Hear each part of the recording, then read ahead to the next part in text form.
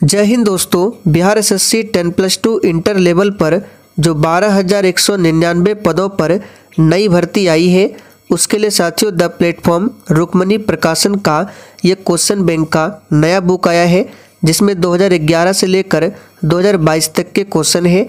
इसमें आपको total 12 practice set देखने को मिल जाता है।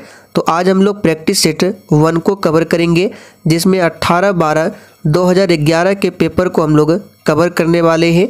तो सेशन आप लोगों के लिए काफ़ी ज़्यादा इम्पोर्टेंट रहेगा, इसलिए आप सभी पूरा सेशन को ध्यानपूर्वक देखिए।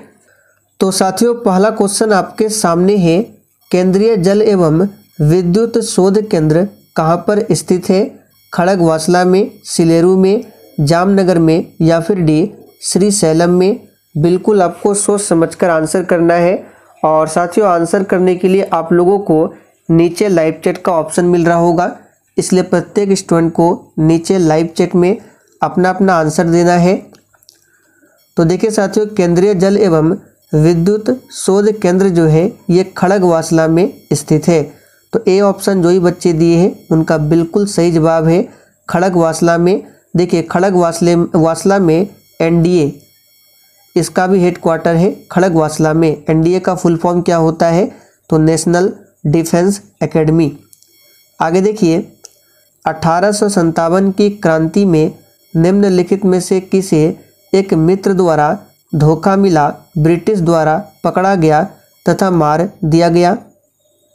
बिल्कुल सोच समझकर आंसर करना है। चलिए आंसर कीजिए।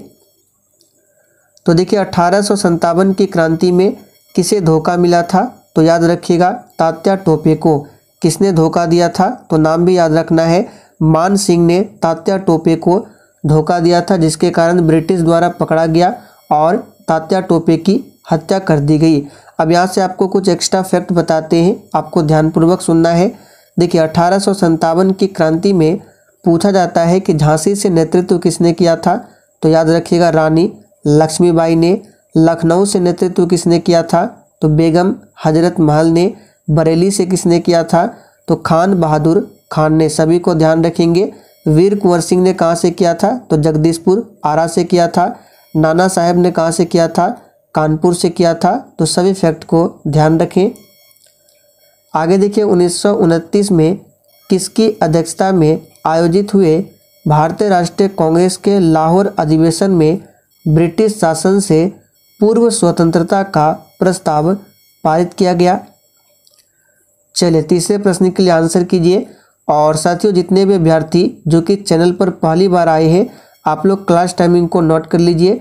डेली दोपहर 3 बजे इस चैनल पर आपको बिहार एसएससी के लिए प्रैक्टिस सेट की क्लास दी जाती है, तो आप लोग डेली क्लास अटेंड कीजिए। तो सबसे पहले ध्यान रखना है, 1929 में कौन सा अधिवेशन हुआ था? तो लाहौर अधिवेशन। जिसकी अध्यक्षता किसने किया था? तो पंडित जवाहरलाल नेहरू ने। तो यहाँ पर सी ऑप्शन जो ही बच्चे दिए हैं बिल्कुल सही जवाब है, पंडित जवाहरलाल नेहरू। देखिए, पंडित जवाहरलाल नेहरू स्वतंत्र भारत के कौन थे? प्रथम प्रधानमंत्री थे। और इन्होंने ही, आपको याद होगा, संविधान का जो तीसरा बैठक हुआ था 13 दिसंबर 1946 को, इस बैठक में इन्होंने उद्देशिका यानी कि प्रस्तावना को प्रस्तुत किया था। चलिए आगे देखिए, राज्य के नीति निर्देशक तत्व का कौन सा सिद्धांत महात्मा गांधी के दर्शन से जुड़ा हुआ है? बिल्कुल टॉप लेवल का क्वेश्चन है। चलिए आंसर कीजिए फटाफट से। तो यहाँ पर इसका सही जवाब हो जाएगा ग्राम पंचायतों की स्थापना। तो बी ऑप्शन जो ही बच्चे दिए हैं बिल्कुल सही जवाब है। और ग्राम पंचायत की स्थापना के बारे में संविधान के किस आर्टिकल में बताया गया है? तो आर्टिकल 40 में। इसे भी ध्यान रखें। हड़प्पा सभ्यता किस युग से संबंधित है? चलिए, बहुत ही सिंपल क्वेश्चन है, फटाफट से आप सभी आंसर करते जाइए। हड़प्पा सभ्यता किस युग से संबंधित है? तो साथियों, यहाँ पर 5वें प्रश्न का आंसर क्या हो जाएगा? तो याद रखिएगा, हड़प्पा सभ्यता जो है ये कांस्य युग से संबंधित है। तो ए ऑप्शन जो ही बच्चे दिए हैं बिल्कुल सही जवाब है। हड़प्पा सभ्यता की खोज 1921 में किया गया था दयाराम साहनी के द्वारा। और हड़प्पा जो है ये रावी नदी के तट पर बसा हुआ है। चलिए आगे देखिए, भारत तथा चीन के बीच सीमा बनाने वाली रेखा कौन सी है? चलिए 6 के लिए आंसर कीजिए। तो देखिए साथियों, भारत तथा चीन के बीच सीमा बनाने वाली रेखा का नाम है मैकमोहन रेखा। याद रखिएगा, रेड क्लिफ रेखा की बात करें तो ये किसके बीच है? तो भारत और पाकिस्तान के बीच में। डूरंड रेखा किसके बीच में है? तो पाकिस्तान और अफगानिस्तान के बीच में है डूरंड रेखा। एक पूछा जाता है हिडेनबर्ग रेखा, जो कि पोलैंड और जर्मनी के बीच में है। 49वीं समानांतर रेखा ये किसके बीच में है? तो नोट कर लीजिए, यूएसए और कनाडा के बीच में है 49वीं समानांतर रेखा। एक पूछा जाता है मैगिनोट रेखा, सभी को ध्यान रखें, मैगिनोट रेखा जो है जर्मनी और फ्रांस के बीच में है। आगे देखिए, नीचे दी गई प्रमुख घटनाओं का सही तिथि क्रम क्या है? तो यहाँ पर देखिए, इन चारों ऑप्शन में से कौन से ऐसी घटना है जो सबसे पहले घटित हुई थी? तो सबसे पहले यहाँ पर हो जाएगा बांग्लादेश का बनना। ये कब हुआ था? तो 1971 में हुआ था बांग्लादेश का बनना।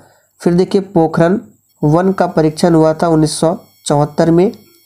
तो 1971 के बाद ये 1974 हो गया। फिर सिक्किम भारत का 22वां राज्य बना था, ये बना था 1975 में।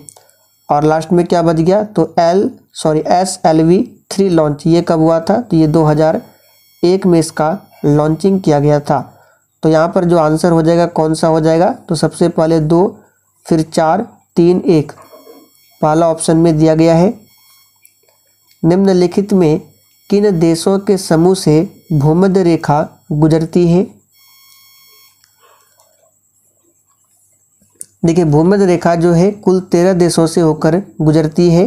तो यहाँ पे बताना है कौन कौन से देश है जहाँ से होकर भूमध्य रेखा गुजरती है। तो याद रखिएगा, ये है कोलंबिया, केन्या तथा इंडोनेशिया। तो यहाँ पर बी ऑप्शन जो ही बच्चे दिए हैं बिल्कुल सही जवाब है, कोलंबिया, केन्या तथा इंडोनेशिया। और यहाँ से एक प्रश्न बनता है, उसे भी ध्यान रखें। तो प्रश्न ये बनता है कि भूमध्य रेखा को 2 बार काटने वाली नदी कौन सी है? तो याद रखिए, कांगो नदी। कांगो नदी जो है ये भूमध्य रेखा को 2 बार क्रॉस करती है, जो कि अफ्रीका में है। चीनी यात्री ह्वेनसांग ने भारत का भ्रमण किया था। तो ये तो बहुत ही सिंपल है, इन्होंने भारत का भ्रमण किया था हर्षवर्धन के शासनकाल में। तो यहाँ पर सी ऑप्शन आपका सही जवाब है। और इनकी एक प्रसिद्ध पुस्तक है, याद रखिएगा क्या है? तो सी यू की ये किसकी प्रसिद्ध पुस्तक है? तो ह्वेनसांग का। संपूर्ण क्रांति का आह्वान किया गया था। तो बहुत ही सिंपल है, संपूर्ण क्रांति का आह्वान किया था किसने? तो याद रखिएगा, जयप्रकाश नारायण ने। जयप्रकाश नारायण को लोक नायक की उपाधि दी गई है, याद रखिएगा। विंग्स ऑफ फायर का लेखक कौन है? चलिए, और जिसने अभी तक सेशन को लाइक नहीं किया है फटाफट से आप सभी सेशन को भी लाइक करें। तो विंग्स ऑफ फायर के लेखक कौन है? तो याद रखिएगा, APJ अब्दुल कलाम ये विंग्स ऑफ फायर के लेखक है, याद रखिएगा। अरुंधति राय की एक पुस्तक याद रखिएगा, पूछा जाता है the God of small things, ये पुस्तक किसकी है? तो अरुंधति राय की। जवाहरलाल नेहरू एक पुस्तक पूछा जाता है डिस्कवरी ऑफ इंडिया, ये किसकी है? तो जवाहरलाल नेहरू की। चलिए आगे बढ़ते हैं। भाखड़ा नांगल बांध किस नदी पर स्थित है? तो प्यारे साथियों, भाखड़ा नांगल बांध की बात करें तो याद रखिएगा ये सतलुज नदी पर स्थित है। कलहन द्वारा रचित राजतरंगिणी में किसका वर्णन मिलता है? चलिए 13 के लिए आंसर कीजिए फटाफट से। तो देखिए, कलहन द्वारा रचित राजतरंगिणी, इसमें वर्णन मिलता है कश्मीर के इतिहास का। तो यहाँ पर बी ऑप्शन आपका सही जवाब है। राजा राम मोहन राय संस्थापक थे। तो देखिए, हमने आपको कई बार बताया है कि राजा राम मोहन राय ने सबसे पहले 1815 में आत्मीय सभा की स्थापना की थी और 1828 में इन्होंने ब्रह्म समाज की स्थापना की थी? तो देखिए बी ऑप्शन में दिया गया है ब्रह्म समाज। आर्य समाज के संस्थापक कौन थे? तो याद रखिएगा दयानंद सरस्वती। इन्होंने 1875 में आर्य समाज की स्थापना की थी। प्रार्थना समाज की स्थापना किसने किया था? तो आत्माराम पांडुरंग ने, याद रखेंगे। रामकृष्ण मिशन की स्थापना किसने किया था? तो स्वामी विवेकानंद ने। मैगिनोट रेखा किन दो देशों के मध्य स्थित है? तो अभी हमने आपको थोड़ी देर पहले ही बताया था मैगिनोट रेखा। तो मैगिनोट रेखा जो है ये फ्रांस और जर्मनी के मध्य स्थित है। तो यहाँ पर आंसर हो जाएगा फ्रांस और जर्मनी। याद रखिएगा 49वीं समांतर रेखा भी पूछा जाता है जो कि यूएसए और कनाडा के बीच में है। जर्मनी और पोलैंड के बीच में कौन सी रेखा है? तो हिंडनबर्ग रेखा। कौन सा? हिंडनबर्ग रेखा। चलिए आगे बढ़ते हैं। सतलुज नदी का उद्गम कहाँ से है? तो साथियों सतलुज नदी का जो उद्गम है ये चाइना से है। कहाँ से है? तो इसका उद्गम चाइना तिब्बत में है और इसी सतलुज नदी पर है भाखड़ा नांगल बांध। भारतीय संविधान सभा ने भारतीय राष्ट्रीय ध्वज की रूपरेखा को अंगीकार किया था। तो हमारा भारत का जो राष्ट्रीय ध्वज है तिरंगा, इसे कब अंगीकार किया गया था? तो 22 जुलाई 1947 को। यहाँ पर डी ऑप्शन आपका सही जवाब है। और ध्वज की जो लंबाई और चौड़ाई का अनुपात होता है कितना होता है? तो 3:2 के अनुपात में होता है। भारतीय राष्ट्रीय गान पहली बार कब गाया गया था? तो साथियों भारतीय राष्ट्रीय गान पहली बार जो है ये 1911 में गाया गया था कांग्रेस के कलकत्ता अधिवेशन में। ध्यान रखेंगे। और भारत का राष्ट्रीय गान क्या है? तो जन गण मन। जबकि भारत का राष्ट्रीय गीत वंदे मातरम को पहली बार 1896 में गाया गया था। ये भी कलकत्ता अधिवेशन में गाया गया था। भारत में श्वेत क्रांति के जनक माने जाते हैं। तो साथियों भारत में श्वेत क्रांति के जनक डॉक्टर वी यानी डॉक्टर वर्गीज कुरियन को माना जाता है और इन्हें मिल्क मैन ऑफ इंडिया के नाम से भी जाना जाता है, डॉक्टर वर्गीज कुरियन को। इनकी मृत्यु कब हुई थी? तो 2012 में। इसे भी ध्यान रखें। और भारत में हरित क्रांति के जनक कौन है? तो याद रखिएगा स्वामी नाथन। भारत का राष्ट्रीय फल कौन सा है? तो बहुत ही सिंपल है, भारत का राष्ट्रीय फल आम है जो कि डी ऑप्शन में दिया गया है आम। दुनिया का नवीनतम देश कौन सा है?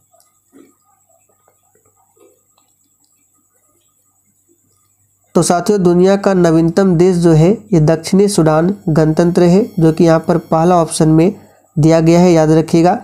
आप लोग कमेंट करके बताइए दक्षिणी सूडान की राजधानी कहाँ पर है। चलिए आगे बढ़ते हैं। न्यूनतम साक्षरता वाला प्रदेश कौन सा है? तो न्यूनतम साक्षरता वाला जो प्रदेश है ये कौन सा है? तो याद रखिएगा अपना बिहार है। बिहार का साक्षरता दर क्या है? तो इसे भी याद रखिएगा, पूछा जाता है 63.82%। और सबसे अधिक कहाँ का है? तो केरल का है, आप सभी जानते हैं।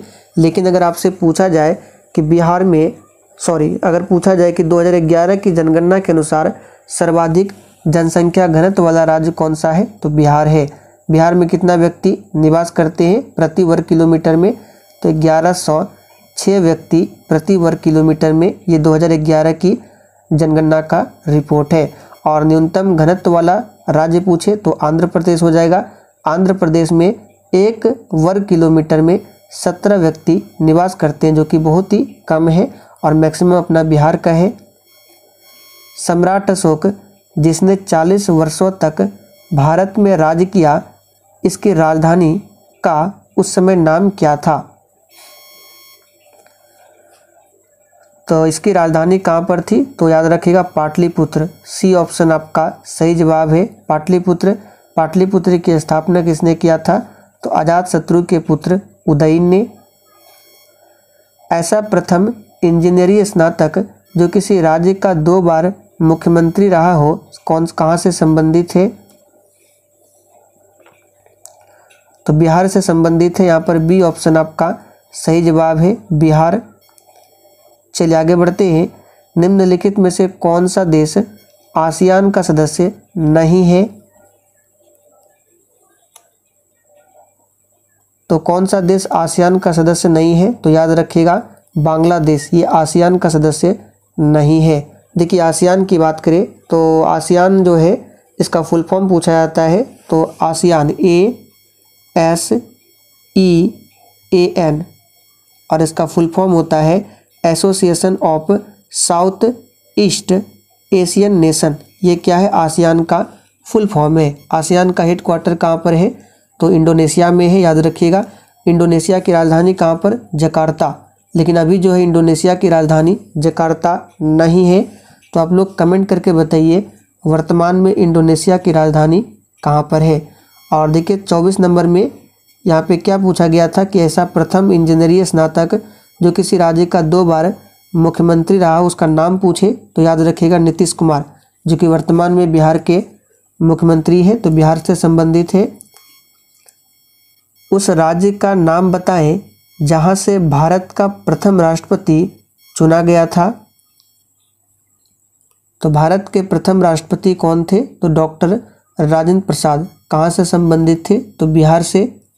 तो यहाँ पर डी ऑप्शन आपका सही जवाब है। और देखिए डॉक्टर राजेंद्र प्रसाद को देश रत्न की उपाधि दी गई है। सिखों के 10वें गुरु गुरु गोविंद सिंह जी का जन्म कहाँ पर हुआ था? तो देखिए सिखों में टोटल 10 गुरु हैं और 10वें गुरु का नाम है गुरु गोविंद सिंह। इनका जन्म 1666 में पाटलिपुत्र में हुआ था, यानी कि पटना में हुआ था। इन्होंने 1699 ईस्वी में खालसा पंथ की स्थापना की थी, याद रखिएगा। चलिए आगे बढ़ते हैं। 1946 में गठित अंतरिम सरकार में डॉक्टर राजेंद्र प्रसाद किस विभाग के मंत्री थे? तो डॉक्टर राजेंद्र प्रसाद जो है याद रखिएगा खाद्य एवं कृषि विभाग के क्या थे? मंत्री थे। तो यहाँ पर सी ऑप्शन आपका सही जवाब है। और उस समय रेल मंत्री कौन था?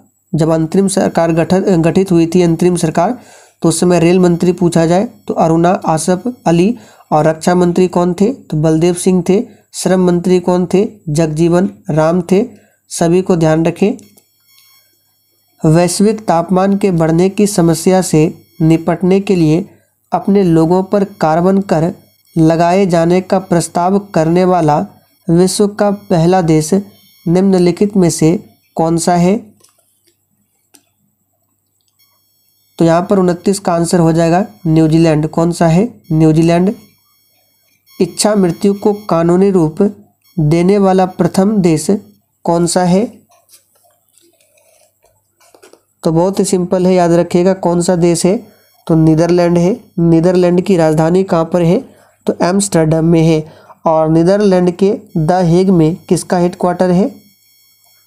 तो याद रखिएगा अंतर्राष्ट्रीय न्यायालय का हेडक्वार्टर कहाँ पर है? तो नीदरलैंड के द हेग में। निम्नलिखित में से कौन सा आयोग सर्वप्रथम भारत के संविधान की किसी धारा के अंतर्गत किसी निश्चित प्रावधान के अनुपालन में स्थापित किया गया? तो कौन सा आयोग है? तो ये है चुनाव आयोग। यहाँ पर सी ऑप्शन आपका सही जवाब है। भारतीय चुनाव आयोग की स्थापना कब हुई थी? तो 25 जनवरी 1950 को। विश्व आर्थिक फोरम की वार्षिक बैठक का स्थल दावोस कहाँ पर स्थित है? तो 33 का आंसर क्या हो जाएगा? दावोस जो है ये स्विट्जरलैंड में स्थित है।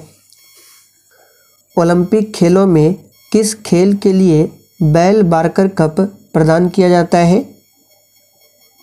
तो साथियों बेल बार्कर कप जो प्रदान किया जाता है ये मुक्केबाजी में। तो यहाँ पर बी ऑप्शन आपका सही जवाब है। प्राचीन नगर जो कि तक्षशिला है निम्नलिखित में से किनके बीच में स्थित है? देखिए तक्षशिला जो है ये वर्तमान में कहाँ पर है? तो पाकिस्तान में स्थित है। और ये किसके बीच में स्थित है? तो याद रखिएगा सिंधु और झेलम के बीच में स्थित है। निम्नलिखित में से कौन सा विद्रोह बंकिम चंद्र चटर्जी के उपन्यास आनंद मठ के द्वारा प्रसिद्ध हुआ है? तो ये विद्रोह कौन सा है? सन्यासी विद्रोह। तो यहाँ पर डी ऑप्शन आपका सही जवाब है, सन्यासी विद्रोह।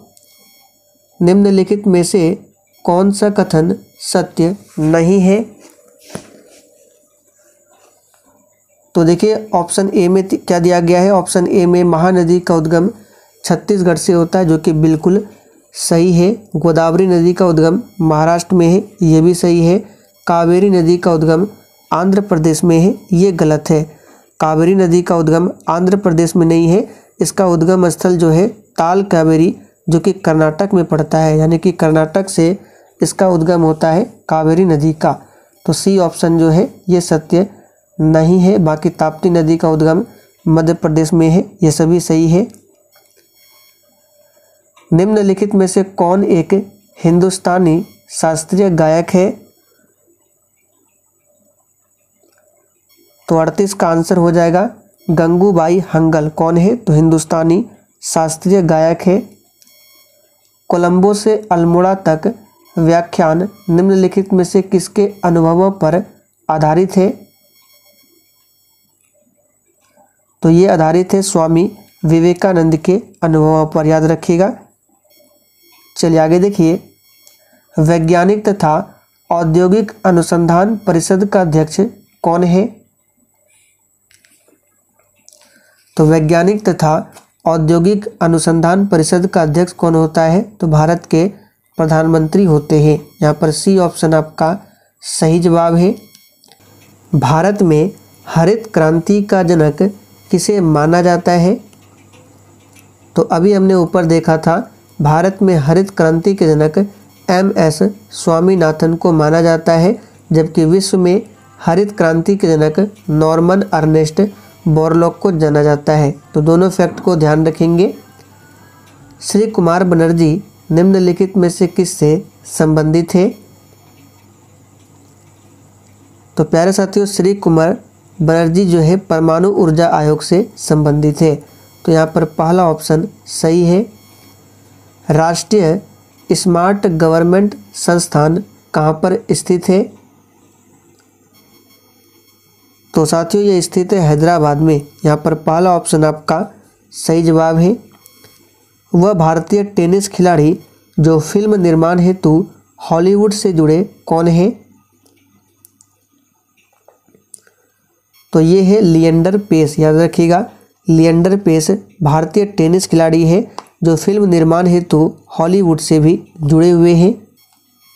लव निम्नलिखित में से किस खेल से संबंधित है? तो साथियों लव ये जो शब्द है ये टेनिस खेल से संबंधित है। यहाँ पर पहला ऑप्शन आपका सही जवाब है। एक पूछा जाता है बैकर शब्द, ये किससे संबंधित है? तो ये पोलो से संबंधित है, ध्यान रखेंगे। आगे देखिए, वृंदावन गार्डन कहाँ पर स्थित है? तो यहाँ पे वृंदावन नहीं है, तो उत्तर प्रदेश आंसर आपको नहीं करना है। यहाँ पे क्या पूछा गया है? वृंदावन गार्डन जो कि मैसूर में स्थित है। यहाँ पर सी ऑप्शन आपका सही जवाब है, मैसूर में।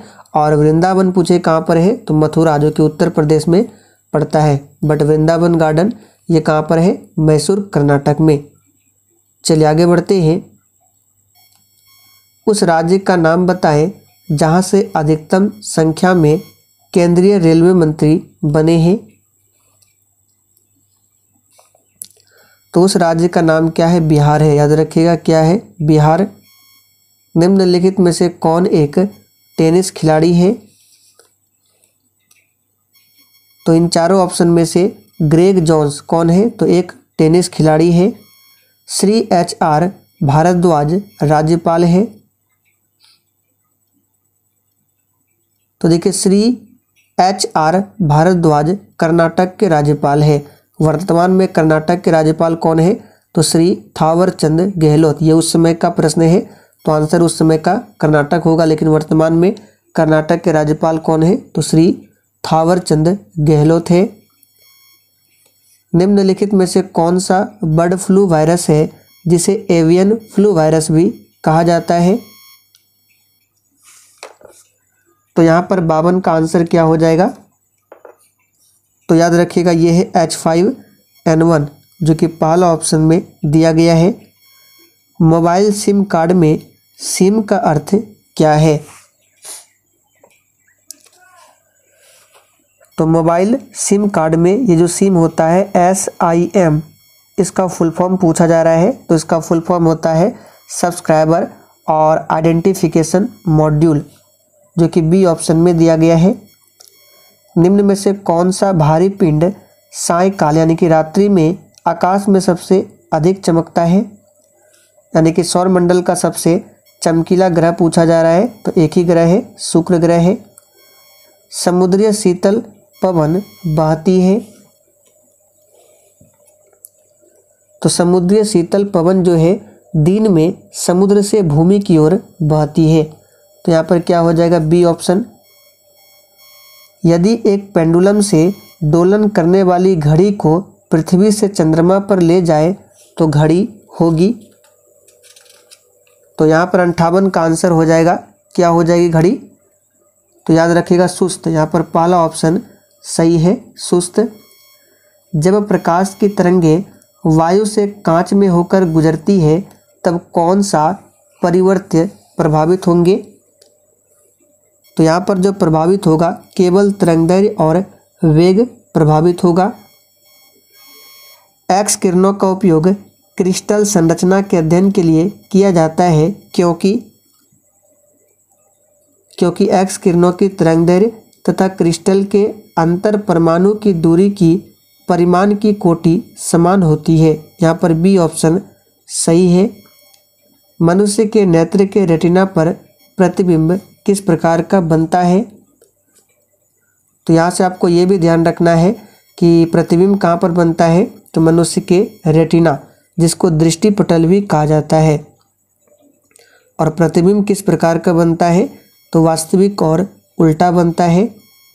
सीमेंट के ग्राइडेंस प्रक्रम के अंतर्गत क्लिंकर चूर्ण में जिप्सम मिलाने का उद्देश्य क्या है? तो इसका उद्देश्य है सेटिंग की दर को मंदित करना। यहाँ पर डी ऑप्शन आपका सही जवाब है। प्राकृतिक गैस का मुख्य अवयव क्या है? देखिए, प्राकृतिक गैस में मीथेन इथेन का मिश्रण होता है, जिसमें मीथेन जो है लगभग 83% होता है और इथेन 16%। तो सबसे अधिक कौन सा हो जाएगा? मीथेन। चलिए, केवल हम लोग जीके जीएस प्रश्नों को ही कवर कर रहे हैं, इसलिए यहाँ पे 64 के बाद हम लोग 69 नंबर से देखेंगे। पौधों में क्लोरोफिल बनाने के लिए कौन सा तत्व सहायक होता है? तो ये तो बहुत ही सिंपल है, मैग्नीशियम होता है। वह तापमान जिस पर सेंटीग्रेड तथा फ़ारेनहाइट थर्मामीटर की रीडिंग एक समान होती है वह कौन सा है? तो याद रखिएगा वह तापमान है -40 डिग्री। आगे देखिए, निम्न में से कौन सा पदार्थ नाभिकीय रिएक्टर में मंदक का काम करता है? तो नाभिकीय रिएक्टर में मंदक के रूप में भारी जल का इस्तेमाल किया जाता है, जिसका फॉर्मूला होता है D2O यानी कि ड्यूटेरियम ऑक्साइड। एस्बेस्टस के कारण होने वाला प्रमुख रोग क्या है? तो एस्बेस्टस के कारण जो रोग होता है ये है क्या? एम्फिसेसा, जो कि ए ऑप्शन में दिया गया है, एम्फीसेमा। कौन सा रोग है? तो एम्फीसेमा रोग। इंसुलिन कहाँ से उत्पादित होता है? तो बहुत ही सिंपल है, इंसुलिन जो है अग्नाशय से उत्पादित होता है, यानी कि पेनक्रियाज से। तो डी ऑप्शन आपका सही जवाब है। और इंसुलिन के अल्प स्रावन से कौन सी बीमारी होती है? तो मधुमेह रोग। मनुष्य के शरीर में पैरों की हड्डियां किस प्रकार होती है? तो मनुष्य के शरीर में जो पैरों की हड्डियां होती है वो कौन कौन सी होती है? तो फिबुला तथा टिबिया, जो कि बी ऑप्शन में दिया गया है।